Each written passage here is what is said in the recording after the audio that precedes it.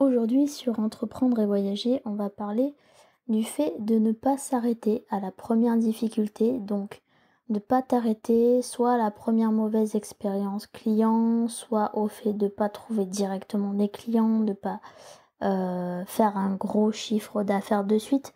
Il y a, voilà, quand on démarre, il y a des grosses montagnes, des gros obstacles, appelle-le comme tu veux. Et je pense que en fait, ce qui est intéressant dans l'indépendance, c'est ce qu'il y a derrière ces obstacles-là. Mais évidemment, on peut pas les éviter ces premières difficultés, elles seront là. Je pense qu'on a tous des galères, ça fait partie du jeu, même après d'ailleurs. Mais le but, c'est au fur et à mesure d'arriver, à sauter les obstacles et tu verras que certains trucs sont plus difficiles au départ et d'autres sont plus difficiles après. Mais moi je pense que la première mauvaise expérience client, voilà, on a tous eu droit et il faut surtout pas s'arrêter à ça. Moi, tu vois, j'ai en tant que freelance, j'ai eu un premier client en community management. Pourtant, j'aimais beaucoup ce que je faisais pour lui, c'était en tourisme et cetera, tu vois? Donc franchement, c'est comme c'est mes thématiques, ça me parle. Mais d'abord, bah, forcément, il avait un petit budget et moi, j'étais contente de cette première mission donc ça m'allait et puis, bah, en fait, il en voulait toujours plus, il avait aucun brief clair et moi, je perdais du temps, de l'énergie, il était pas content, pas disponible. Alors pire que ça, en fait, il était disponible, sur WhatsApp, le soir, le week-end, enfin bref, des moments où tu peux travailler mais tu pas censé être, toujours, toujours à 100 pour tes clients. Donc voilà, il y avait vraiment tout un tas de choses qui faisaient que, non pas que ça s'est mal passé au final, on a arrêté en bons termes et cetera, mais si je m'étais arrêtée à ça, à ce client-là, et que j'avais pas continué, j'aurais pas entrevu, les bons clients que j'ai eu derrière. Je pense qu'en fait, quand j'en suis sortie de cette mauvaise expérience, client, bah, finalement j'en ai fait une force, parce que je savais ce que je voulais plus. Je commençais à entrevoir un petit peu mon positionnement et avec qui je voulais ou voulais pas travailler. Alors pour rien te cacher, bah, il y a eu des bons clients qui ont commencé à rentrer, il y a eu d'autres surtout la première année, voilà, il y a eu vraiment d'autres clients, pas terribles qui sont rentrés parce que j'étais pas en mesure de choisir encore. Mais, finalement, plus je laissais couler, plus les clients m'en demandaient et au contraire, les clients qui étaient compréhensifs, exigeants mais compréhensifs, me payaient un peu plus et étaient un peu mieux.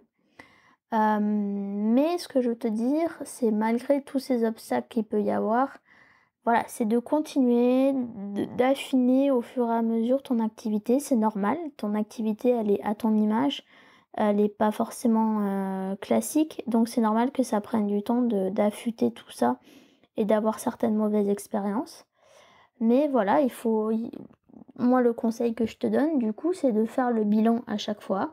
Qu'est-ce qui était bien? Qu'est-ce qui était pas bien? D'en tirer les leçons, d'essayer d'aller chercher pour le coup, bah, des clients avec lesquels tu as vraiment envie de travailler parce que souvent, quand on est pris dans l'opérationnel et cetera, on oublie ça, mais c'est super important d'aller directement proposer, tes services aux clients qui t'intéressent. Ou ils vont pas forcément te dire oui tout de suite, mais un jour ça viendra, les portes elles vont s'ouvrir donc il faut continuer, continuer. Si possible, d'anticiper pour la suite du coup, d'avoir un plan, d'avoir, tes règles du jeu, de ce que tu veux, de ce que tu veux pas.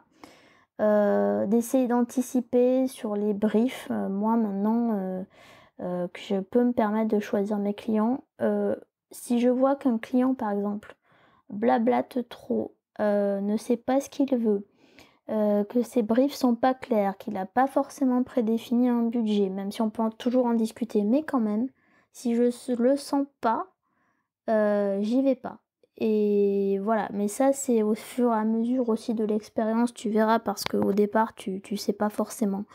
Mais il faut que les choses, elles soient carrées. Le client, il attend du carré de ton côté, donc toi, tu es en mesure d'attendre quelque chose de carré de son côté. Parce que voilà, c'est dommage de s'arrêter à la première mauvaise expérience, parce que je pense que moi aujourd'hui ça fait 2 ans et demi que je suis freelance, voilà, je crée aussi mon blog à côté et je pense que le jeu en vaut largement le coup, tu vois? En 2 ans et demi, je gagne, quasiment 3 fois plus que ce que je gagnais avant. Donc c'est plutôt cool. Voilà, des fois on est exigeant avec soi-même, mais il faut aussi savoir faire le bilan positif des choses. Et si j'avais pas eu les premiers mauvais clients, on va dire, j'en serais peut-être pas là aujourd'hui, parce que j'en ai bien bavé, je me suis bien formée, j'ai bien vu ce qui allait pas, ce que je voulais plus faire. Tu vois? Aujourd'hui, je suis davantage spécialisée en rédaction web, alors qu'avant j'étais, davantage en community management, et jusqu'à un moment où en fait le community management c'est tellement j'adore ça, j'adore la création de contenu, mais c'est assez chronophage, et il y a eu un jour où je me suis dit: «Non, si je veux être libre d'entreprendre, de voyager, heu, d'être ma propre chef, j'ai pas envie d'être tenue à certaines horaires».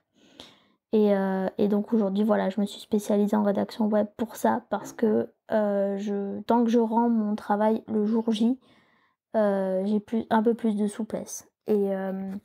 Et aujourd'hui, c'est super parce que je gagne en crédibilité, j'augmente mes tarifs. En fait, ce qu'il faut que tu comprennes, c'est que au départ, c'est un cercle qui peut être vicieux, mais si tu arrives à en sortir, bah, l'indépendance, ça devient un cercle vertueux. Tu t'épanouis, tu gagnes des clients qui te payent mieux, du coup, tu es encore plus sécurisé, mentalement, financièrement parlant. Donc voilà, moi, ce que je voulais te dire là, c'était te motiver à que si tu as commencé à faire un pas vers l'indépendance, ne t'arrête pas aux mauvaises choses, et n'hésite pas à me dire si tu besoin, que je t'aide, à passer certains obstacles. Moi, je suis là pour ça.